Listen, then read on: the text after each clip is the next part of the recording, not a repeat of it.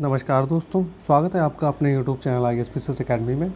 और जीएस के एमसीक्यूज़ में आज हम लोग हिस्ट्री का जो हमारा चैप्टर है वो शैव और भागवत धर्म से जो भी अभी तक क्वेश्चन पूछे गए हैं वो हम सभी क्वेश्चन आज डिस्कस करेंगे। तो चलिए हम लोग स्टार्ट करते हैं आज का वीडियो। तो पहला क्वेश्चन कह रहा है कि अर्धनारीश्वर मूर्ति में जो आधा शिव और आधा पार्वती की जो मूर्ति है उसमें किस चीज़ का ये प्रतीक माना जाता है? तो ये प्रतीक माना जाता है देव और उसकी शक्ति का योग का जो है प्रतीक माना जाता है। नेक्स्ट है कि निम्नलिखित में से कौन सा प्राचीन भारत में जो है शैव संप्रदाय था? तो इनमें से कौन सा था? आजीवक मत में और मयमत या फिर ईशान शिवगुरु देव पद्धति में से कौन सा था? तो इसमें जो मत्स्य मयूर था ये प्राचीन भारत में एक शैव संप्रदाय था। नेक्स्ट हम लोग देखते हैं कि निम्नलिखित में से कौन जो है अलवार संत नहीं था? तो जो आपके ऑप्शन दिए हैं इनमें से आपका तिरु ज्ञान जो थे ये अलवार संत नहीं थे। अगला है कि नयनार जो है कौन थे? तो नयनार जो थे वो शैव धर्म के अनुयायी थे, इनको नयनार बोला जाता था। नेक्स्ट है कि पुरी में जो रथ यात्रा किसके सम्मान में निकाली जाती है? तो ये निकाली जाती है भगवान जगन्नाथ के जो है सम्मान में। नेक्स्ट है कि नासिक में जो कुंभ मेला आयोजित होता है वो किस नदी के तट पर होता है? ये आपसे क्वेश्चन में पूछा गया था। तो ये आपका जो है गोदावरी नदी के तट पर लगता है नासिक में कुंभ मेला। अगला जो हमारा क्वेश्चन है कि भागवत धर्म के प्रवर्तक जो थे, तो भागवत धर्म के प्रवर्तक कृष्ण को माना जाता है। नेक्स्ट है कि वासुदेव कृष्ण की पूजा जो है सर्वप्रथम किसने प्रारंभ की थी? तो जो भागवत धर्म को मानने वाले थे इन्होंने सर्वप्रथम वासुदेव कृष्ण की पूजा स्टार्ट की थी। अगला है कि निम्न में से किस ग्रंथ में जो है सर्वप्रथम देवकी के पुत्र कृष्णा का वर्णन मिलता है? तो इसमें आपके जो छांदोग्य उपनिषद है इसमें आपको कृष्ण का वर्णन मिलता है। नेक्स्ट है कि भागवत संप्रदाय में जो है भक्ति के रूपों की टोटल संख्या कितनी जो है दी हुई है? तो ये टोटल 9 संख्या दी हुई है। अगला है कि निम्नलिखित में से किस देवता को कला में हल लिए प्रदर्शित किया गया है? तो हल लिए जो है बलराम को दर्शाया गया, ऑप्शन नंबर बी। नेक्स्ट है कि भागवत संप्रदाय के विकास में जो है किसका जो है देन अत्यधिक है? तो ये गुप्तों का अत्यधिक देन है। चलिए अगला क्वेश्चन देखते हैं। देखिए काफ़ी इम्पोर्टेंट क्वेश्चन है और आपके ये सब प्रीवियस ईयर आप देख रहे होंगे कि आपका ये क्वेश्चन देखिए आईएएस में पूछा गया और ये पीसीएस में क्वेश्चन पूछा गया। तो इस तरीके से आप लोग जो है इन क्वेश्चंस को देखिए, आने वाले एग्ज़ाम में आपके काफ़ी जो है हेल्पफुल होने वाले हैं। और आपका यूपी पीसीएस का जो प्रीलिम्स का एग्ज़ाम है तो उसमें से भी आप यहाँ से क्वेश्चन आपको काफ़ी क्वेश्चन देखने को यहाँ से मिल जाएंगे आपको। अगला क्वेश्चन जो है हमारा कह रहा है कि प्राचीन भारत में विश्वोत्पत्ति विषयक धारणाओं के अनुसार जो है 4 युगों का जो कालक्रम है वो किस तरीके से लगता है? तो सबसे पहले आता है कृतयुग या फिर इसको सतयुग बोलते हैं, फिर आता है त्रेता युग, द्वापर और लास्ट में आता है कलयुग।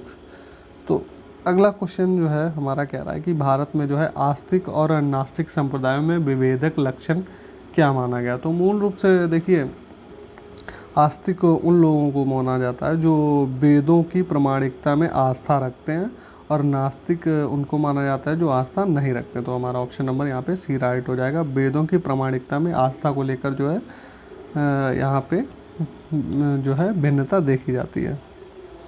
अगला है यहाँ पे आपको सूची दी है धर्म और उनसे संबंधित जो है प्लेस दिए हुए हैं। तो जैन धर्म से संबंधित है पावापुरी आपका, हिंदू धर्म से संबंधित है वाराणसी, इस्लाम धर्म से है मदीना और ईसाई धर्म से संबंधित है वेटिकन सिटी। ये इनके प्रमुख धार्मिक स्थल थे। अगला है कि विष्णु के जो है किस अवतार को सागर से पृथ्वी के उद्धार करते हुए अंकित किया जाता है? तो ये वराह अवतार के द्वारा दर्शाया जाता है। नेक्स्ट है कि निम्नलिखित में से कौन जो है मोक्ष के साधन के रूप में जन्म कर्म और भक्ति को समान महत्व देता है? तो भगवत गीता जो है वो समान महत्व देती है जन्म कर्म और भक्ति को। नेक्स्ट है कि निम्नलिखित में से कौन प्रस्थान त्रयी में सम्मिलित नहीं है पूछ रहा है? तो प्रस्थान त्रयी में आपके आते कौन कौन से आते हैं? तो देखिए प्रस्थान त्रयी में आपके भगवत गीता, ब्रह्मसूत्र, उपनिषद ये प्रस्थान त्रयी में आते हैं, बाकी भागवत जो है ये नहीं आती। तो हमारा ऑप्शन नंबर ए जो है राइट हो जाएगा। चलिए नेक्स्ट हम लोग देखते हैं कि वह प्राचीन स्थल जहाँ 60,000 मुनियों की सभा में संपूर्ण महाभारत कथा का वाचन किया गया था, तो ये प्लेस कौन सा था? तो ये है नैमिषारण्य। नेक्स्ट है कि रामायण के किस कांड में जो है राम और हनुमान की पहली भेंट का वर्णन मिलता है, तो ये मिलता है हम लोगों को किष्किंधा कांड में। नेक्स्ट है कि बेशनगर का जो अभिलेख है का हेलियोडोरस जो था वो कहाँ का निवासी था, तो ये जो था तक्षशिला का निवासी था हेलियोडोरस। अगला जो हमारा क्वेश्चन है वो कह रहा है कि छांदोग्य उपनिषद में देवकी पुत्र कृष्ण को जो है किसका शिष्य बताया गया है, तो ये बताया गया है घोर अंगिरस को। नेक्स्ट है कि हेलियोडोरस का जो बेशनगर अभिलेख संदर्भित है, तो ये किसे संदर्भित है, तो ये जो है केवल वासुदेव को संदर्भित है। अगला है कि नयनार जो थे वो कौन थे, तो नयनार जो थे वो शैव धर्म संप्रदाय से संबंधित थे। नेक्स्ट है कि भागवत धर्म का ज्ञात सर्वप्रथम अभिलेखीय साक्ष्य जो है वो क्या है, तो सर्वप्रथम जो अभिलेखीय साक्ष्य मिलता है वो है बेशनगर का गरुड़ स्तंभ जो है अभिलेख जो मिलता है वो इसका प्राथमिक साक्ष्य है। अगला एक तरफ जो है दर्शन दी गई है और उनका जो है मूल दिया गया है कि इसमें क्या चीज़ें हैं, तो न्याय दर्शन जो है इसमें आपका दिया गया है तार्किक चिंतन। मीमांसा में आप देखेंगे तो यहाँ पे आपको दिख जाएगा वैदिक अनुष्ठान करना जो है मीमांसा में दिख जाएगा। सांख्य दर्शन में आपको दिख जाएगा वास्तविक जो है ज्ञान का अधिग्रहण, और वेदांत में आपको दिख जाएगा आत्मज्ञान से संबंधित। चलिए नेक्स्ट हम लोगों का क्वेश्चन है कि निम्नलिखित में से कौन सा संप्रदाय जो है वैष्णव धर्म से संबंधित नहीं है, पूछ रहा है, तो इनमें से कौन सा नहीं है, तो जो नाथ है वो इसमें वैष्णव संप्रदाय से वैष्णव धर्म से संबंधित नहीं है, बाकी आपके वरकरी परमार्थ और बैरागी वैष्णव धर्म से संबंधित हैं। नेक्स्ट है कि शैव धर्म में मान्य नहीं है, क्या क्या क्या चीज़ें यहाँ पे मान्य नहीं है, तो हम लोग देख लेते हैं। तो शैव सन्यासी सिर तो मुड़ाते हैं परंतु चोटी नहीं रखते हैं, तो ये बिल्कुल सही है। दूसरा, इनके अनुष्ठान रात्रि में होते हैं, तो ये बात भी कहीं ना कहीं सही है। अगला है कि शैव चंद्र पर आधारित व्रत उपवास करते हैं, तो ये भी सही है।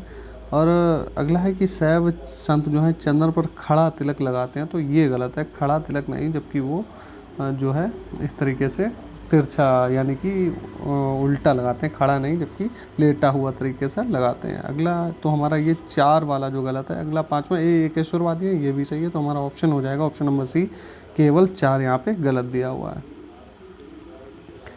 अगला हमारा जो चैप्टर है यूनानी आक्रमण है। यूनानी आक्रमण से बहुत ही काफ़ी कम क्वेश्चन पूछे गए। जो यूनानी आक्रमण प्राचीन भारत में हुआ था, तो इसे जो क्वेश्चन बने हैं उनको हम लोग देख लेते हैं कि निम्नलिखित में से जो है मगध का कौन सा राजा सिकंदर महान का जो आक्रमण यूनानी, तो सिकंदर महान कौन था, ये यूनानी था, और जब इसका आक्रमण हुआ था तो उसके समकालीन जो भारत में शासक था वो कौन सा था, तो वो था धनानंद, उस समय शासन कर रहा था मगध पे। नेक्स्ट है कि भारत में सिकंदर की जो सफलता में निम्न कारणों में से हुई थी, तो क्या क्या उसकी सफलता के कारण थे, हम लोग देख लेते हैं। तो यहाँ पे आपको दिए हुए हैं कि उस समय जो है भारत में कोई केंद्रीय जो सत्ता नहीं थी, तो ये बिल्कुल सही बात है कि वहाँ पर केंद्रीय सत्ता नहीं थी, जबकि विभाजित राज्य थे, कई राज्यों में जो है भारत बटा हुआ उस समय था। उसकी फ़ौज जो है बेहतर थी, तो बिल्कुल सही बात है, उसकी फ़ौज बेहतर थी, इसी कारण से जो है वो भारत पर आक्रमण कर सका और उसने पंजाब का एरिया भी जीता था। उसे देशद्रोही शासकों की भी सहायता मिली थी। आप देखेंगे कि नॉर्थ वेस्ट के जो कुछ शासक थे तो उन्होंने उसको सहायता भी की थी। अगला जो है हमारा एक और दे रखा है कि वह एक अच्छा प्रशासक था, तो यहाँ पे अच्छा प्रशासक का तो कोई यहाँ पे बनता ही नहीं, क्योंकि वो इसने जो है यहाँ पे कोई शासन तो उसका टाइम पीरियड मिलता नहीं है। राज्यों को जीतने के बाद में एक जो उसका पोरस के साथ में युद्ध हुआ था, उसको राज्य जो है उसी का राज्य जो है उसको ही सौंप के चला गया था वहाँ। इसने यहाँ पे कोई शासन वगैरह का तो काम किया नहीं, तो अच्छा प्रशासक यहाँ पे ये हमारा ऑप्शन नंबर 4 जो है गलत हो जाता है। तो हमारा जो राइट आंसर हो जाएगा V 1, 2 एंड 3 यहाँ पे करेक्ट दिए हुए हैं, चौथा तो गलत हमारा हो जाएगा। नेक्स्ट है कि निम्नलिखित में से कौन जो है सिकंदर के साथ भारत में नहीं आया था, तो हम लोगों को पता होना चाहिए कि कौन कौन आया था, तो इससे निकल के आ जाएगा कौन नहीं आया था। तो उसके साथ में निरयाकस आया था, आनेसिक्रिटिस आया था, अरिस्टोबुलस आया था, डाइमेकस नहीं आया था। ऑप्शन नंबर सी हमारा यहाँ पे राइट हो जाएगा। अगला है कि उस वीर भारतीय राजा का नाम बताइए जिसे सिकंदर ने झेलम के तट पर पराजित किया था। तो ये किया था किसको, पुरु या फिर पोरस को। चलिए नेक्स्ट हम लोग देखते हैं। अगला क्वेश्चन दे रखा है कि निम्नलिखित में से कथनों पर विचार कीजिए। तो यहाँ पे आपको स्टेटमेंट दो दे रखे हैं। कथन दे रखा है कि लगभग 2 वर्ष के अभियान के पश्चात सिकंदर महान ने 325 ईसा पूर्व में भारत छोड़ दिया। तो बिल्कुल सही बात है, 2 वर्ष के बाद में उसने भारत छोड़ दिया था। वह चंद्रगुप्त मौर्य से पराजित हुआ, तो ये बात गलत है। भाई चंद्रगुप्त मौर्य से उसके साथ में उसका कोई युद्ध ही नहीं हुआ था। तो हमारा ए तो सही है, परंतु आर जो है गलत है। तो ऑप्शन नंबर हमारा सी राइट हो जाएगा। अगला है कि सिकंदर के हमले के समय जो है उत्तर भारत पर निम्नलिखित राजवंशों में से किस एक का शासन था। तो उस समय था नंद वंश का शासन।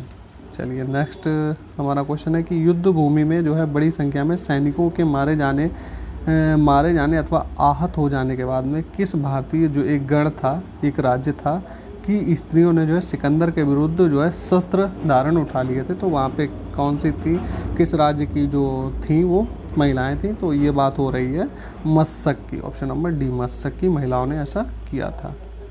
अगला हमारा चैप्टर है मौर्य साम्राज्य। तो ये काफ़ी इससे क्वेश्चन ज़्यादा बने हुए हैं, तो हम लोग कुछ क्वेश्चन आज देख लेंगे, बाकी बचे हुए नेक्स्ट वीडियो में कवर कर लेंगे। तो चलिए देखते हैं कि प्रथम भारतीय साम्राज्य स्थापित किया गया था। तो ये किसके द्वारा किया गया था, ये किया गया था चंद्रगुप्त मौर्य के द्वारा। नेक्स्ट है कि निम्नलिखित में से कौन सा सबसे पुराना राजवंश है। तो जो आपके ऑप्शन दिए हुए हैं, तो इनमें सबसे पहले आपका आता है मौर्य का नंबर आता है। मौर्यों के बाद में आपके आएंगे कुषाणों के बाद में आएंगे गुप्तों के बाद में आएंगे वर्धन। तो ये सीरियल में हो गया, लेकिन सबसे पुराना आपका है Maurya, option number B.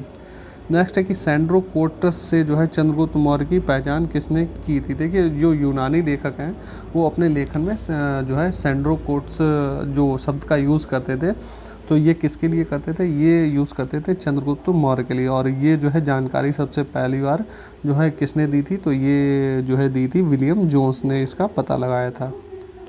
Next है कि निम्नलिखित में से किसने सैंड्रोकोटस यानी चंद्रगुप्त मौर्य और सिकंदर की महान भेंट का जो है उल्लेख किया है। तो देखिए चंद्रगुप्त मौर्य के बारे में काफ़ी जो है इतिहास की जानकारी हम लोगों को जस्टिन जो इतिहास जिन्होंने इनके बारे में लिखा था, जस्टिन ने जो है इस बात का उल्लेख किया था। इस भेंट का उल्लेख जो है हम लोगों को जस्टिन की बुक से मिलता है। नेक्स्ट है कि जिसके ग्रंथ में चंद्रगुप्त मौर्य का विशिष्ट रूप से वर्णन हुआ है। तो ये आपके जो हैं कहीं ना कहीं जो लेखक हैं इनमें से पूछा गया है कि चंद्रगुप्त मौर्य का विशिष्ट वर्णन हुआ है, तो वो किसके लेखन में आपको मिलता है। तो ये मिलता है विशाखा दत्त की जो पुस्तक है मुद्रा राक्षस, उसमें आपको इनका मौर्य का वर्णन मिलता है। नेक्स्ट क्वेश्चन है कि चंद्रगुप्त मौर्य के साम्राज्य में सम्मिलित था। और गुजरात जो है चंद्रगुप्त मौर्य के राज्य में सम्मिलित था। तो ये किससे प्रमाणित होता है, तो देखिए ये प्रमाणित होता है रुद्रदामन के जूनागढ़ शिलाभिलेख थे। रुद्रदामन का जूनागढ़ अभिलेख कहाँ से मिला है, ये हमको गुजरात से मिला है, जिससे ही जानकारी मिलती है कि गुजरात जो है चंद्रगुप्त मौर्य के साम्राज्य में सम्मिलित था। नेक्स्ट है कि पाटलिपुत्र में स्थित चंद्रगुप्त का महल जो है मुख्यतः किस चीज़ का बना था, तो ये लकड़ी का बना था, ऑप्शन नंबर सी। नेक्स्ट है कि वह अभिलेख जिससे प्रमाणित होता है कि चंद्रगुप्त का प्रभाव पश्चिम भारत पर भी था। तो हम लोग देख चुके हैं जो हमारा गुजरात का रुद्रदामन का जूनागढ़ शिलालेख है, इससे ये जानकारी प्राप्त होती है। नेक्स्ट है कि निम्नलिखित में से किस मौर्य राजा ने दक्कन की विजय प्राप्त की थी। तो दक्कन की विजय प्राप्त की थी चंद्रगुप्त ने, ऑप्शन नंबर बी। अगला है कि चंद्रगुप्त मौर्य ने जो सेल्यूकस को किस वर्ष पराजित किया था। तो ये किया था 305 ईसा पूर्व में, ऑप्शन नंबर सी। नेक्स्ट है कि मालवा, गुजरात एवं महाराष्ट्र जो है किस शासक ने सबसे पहली बार जो है जीता था। तो ये जीता था चंद्रगुप्त मौर्य ने। अगला क्वेश्चन है कि सेल्यूकस जिसको अलेक्जेंडर के द्वारा सिंध एवं अफगानिस्तान का प्रशासक नियुक्त किया गया था, को किस भारतीय राजा ने हराया था। तो ये हराया था किसने, चंद्रगुप्त ने, ऑप्शन नंबर डी। अगला है कि कौटिल्य प्रधानमंत्री थे। तो ये किसके प्रधानमंत्री थे, चाणक्य भी इनको बोला जाता है। तो ये चंद्रगुप्त मौर्य के प्रधानमंत्री थे। अगला जो क्वेश्चन है वो कह रहा है कि चाणक्य का जो है अन्य नाम था। तो चाणक्य को विष्णुगुप्त नाम से भी जाना जाता है, ऑप्शन नंबर बी। अगला है कि निम्नांकित में से किसकी तुलना प्रिंस के जो है जो है मैकियावेली के जो है प्रिंस, मैकियावेली की रचना है प्रिंस से जो है किसकी तुलना की जाती है? तो कौटिल्य के अर्थशास्त्र की तुलना मैकियावेली के प्रिंस के जो है से की जाती है। अगला है कि कौटिल्य का जो अर्थशास्त्र है वो क्या है? तो आपके जो ऑप्शन है इनमें से आप देखेंगे कि शासन के सिद्धांतों की पुस्तक है क्या अर्थशास्त्र। अगला है कि निम्नलिखित में से जो है राज्य के सप्तांग सिद्धांत के अनुसार राज्य का 7वां अंग कौन सा था? तो जो 7वां अंग होता है राज्य का वो ये अर्थशास्त्र के अनुसार होता है मित्र, ऑप्शन नंबर सी। नेक्स्ट है कि किस यूरोपीय विद्वान ने चंद्रगुप्त की सेनाओं को डाकुओं का गिरोह कहा है? तो डाकुओं का गिरोह जो है ये जस्टिन के द्वारा, हमने चर्चा कर चुके हैं कि जस्टिन इसके बारे में काफ़ी लिखता है। तो अगर विदेशी लेखकों का नाम आए तो आप जस्टिन देख सकते हैं। मेगास्थनीज का नाम अभी आएगा, उसकी बुक है इंडिका को लेकर। बाकी आप प्लूटार्क वगैरह इस तरीके के जो आपको ऑप्शन दिखें तो आपको वहाँ पे जस्टिन चूज़ करना होगा। नेक्स्ट है कि किसके शासनकाल में जो है डायमेकस भारत आया था? तो डायमेकस जो भारत आया था वो आया था बिंदुसार के दरबार में या फिर उसके शासनकाल में।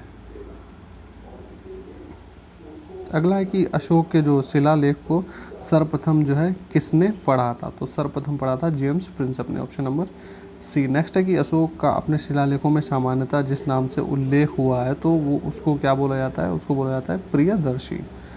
नेक्स्ट है कि किसने जो है सहिष्णुता, उदारता और करुणा के त्रिविध आयाम पर राजधर्म की स्थापना की थी? तो ये की थी अशोक के द्वारा की गई थी, ऑप्शन नंबर ए। नेक्स्ट है कि अशोक ने जो है बौद्ध होते हुए भी हिंदू धर्म में आस्था नहीं छोड़ी, तो इसका क्या प्रमाण मिलता है? तो इसका प्रमाण मिलता है, आप देखने को मिलेगा कि देवनाम प्रिय की जो उपाधि है, देवनाम प्रिय का अर्थ होता है कि देवताओं का प्रिय, यानी कि जो देवताओं का प्रिय है वो उसने खुद को कहलवाया है, ये उपाधि उसने धारण की। जबकि अगर आप देखेंगे कि अगर बौद्ध में आप जाएंगे, जो बौद्ध धर्म अपना लेता है तो वहाँ पे कोई ईश्वर की परिकल्पना ही नहीं है, देवताओं की परिकल्पना बौद्ध धर्म में नहीं है। तो वो कहीं ना कहीं अगर आप देखेंगे जब देवताओं का प्रिय खुद को उपाधि धारण कर रहा है तो इससे मालूम पड़ता है कि उसने हिंदू धर्म में जो है आस्था नहीं छोड़ी थी। अगला कि अशोक का समकालीन तुर्मय जो है कहाँ का राजा था? तो तुर्मय जो था वो मिस्र का था राजा। नेक्स्ट हमारा जो क्वेश्चन है, अगला क्वेश्चन देखते हैं कि अशोक ने जो है कलिंग को मौर्य साम्राज्य से जोड़ दिया था। तो इसका रीज़न क्या था? कि कलिंग जो है दक्षिण भारत को जाने वाले स्थलीय एवं समुद्री मार्गों को नियंत्रित करता था। तो यहाँ पे दोनों ही चीज़ें सही हैं और हमारा स्पष्टीकरण भी सही निकल के आता था, क्योंकि इसको जोड़ना ज़रूरी था, क्योंकि दक्षिण भारत में अगर आप जाएंगे स्थलीय सीमा से होकर तो वहाँ पर आपको कलिंग का राज्य बीच में पड़ता है, तो इसको जीतना काफ़ी जो है महत्वपूर्ण था। नेक्स्ट है कि निम्न में से कौन सा क्षेत्र जो है अशोक के साम्राज्य में सम्मिलित नहीं था? तो आप देखेंगे कि उसने अपने पुत्र एवं पुत्री को कहाँ भेजा था? श्रीलंका, बौद्ध धर्म के प्रचार के लिए। तो इसका आपको सीधा सीधा मतलब निकल के आता कि श्रीलंका उसके राज्य में शामिल नहीं था या फिर साम्राज्य में शामिल नहीं था। सांची का स्तूप जो है किसने बनवाया था? तो ये बनवाया था अशोक ने। नेक्स्ट जो क्वेश्चन है, अगला क्वेश्चन है कि अभिलेखों में किस शासक का उल्लेख प्रियदर्शी तो और देवनाम प्रिय, ये हम लोग चर्चा कर चुके हैं। अशोक ने जो है ये उपाधियां धारण की थी। अगला है कि निम्नलिखित अभिलेखों में किस अभिलेख में देखिए अशोक का नाम उल्लेख है? तो ऐसा अभिलेख कौन सा है जिसपे अशोक जो है लिखा हुआ आपको मिल जाता है? तो ये आप देखेंगे कि मास्की, गुर्जरा, नेत्तूर, उडेगोलम जो लघु शिलालेख हैं इनमें आपको अशोक नाम लिखा हुआ देखने को मिल जाता है। नेक्स्ट है कि अशोक का रुम्मिनदेही स्तंभ संबंधित है। तो ये संबंधित है बुद्ध के जन्म से। देखिए बुद्ध का जन्म जो है लुम्बिनी में हुआ था, इसकी जानकारी ही देता है रुम्मिनदेही स्तंभ अभिलेख। नेक्स्ट क्वेश्चन है कि केवल वह स्तंभ जिसमें जो है अशोक ने स्वयं को मगध का सम्राट बताया, तो खुद को जो मगध का सम्राट बताया है ये कौन सा जो है अभिलेख है? तो ये बताता है भाब्रू स्तंभ अभिलेख में खुद को बताया है। नेक्स्ट है कि गुर्जरा लघु शिलालेख जिसमें अशोक का नामोल्लेख किया गया है, तो ये कहाँ पर स्थित है? तो ये गुर्जरा वाला स्थित है आपका मध्य प्रदेश के दतिया डिस्ट्रिक्ट में। नेक्स्ट है कि निम्नलिखित प्राचीन भारतीय अभिलेखों में जो है कौन सा एक खाद्यान्न को जो है देश में संकट काल में उपयोग हेतु सुरक्षित रखने के प्राचीनतम शाही आदेश का जो है विवरण देता है? तो ये आपको मिलता है शाहगौरा ताम्रपत्र के द्वारा ये जानकारी मिलती है। अगला है कि निम्नलिखित वक्तव्यों में से कौन सा एक वक्तव्य अशोक के प्रस्ताव स्तंभ लेखों के बारे में गलत है। तो इनमें से क्या क्या चीज़ें गलत हैं, तो इन पर बढ़िया पॉलिश थी, तो ये बिल्कुल सही है। स्तंभ शैफ्ट शून्याकार थे, ये भी, ये अखंड है, ये भी सही है। ये स्थापत्य संरचना के भाग हैं, तो ये गलत दिया। और स्थापत्य संरचना के ये भाग नहीं है, इनकी जो है संरचना अलग है, स्थापत्य से अलग दिया हुआ है इनको। अगला है कि निम्नलिखित में से कौन सा जो है अशोककालीन अभिलेख खरोष्ठी लिपि में जो है लिखा गया। तो किसकी जो है लिपि खरोष्ठी है, तो ये आपको मिलेगा शाहबाजगढ़ी की जो लिपि लिखी गई है, तो ये खरोष्ठी लिपि में यहाँ पे आदेश दिया हुआ है।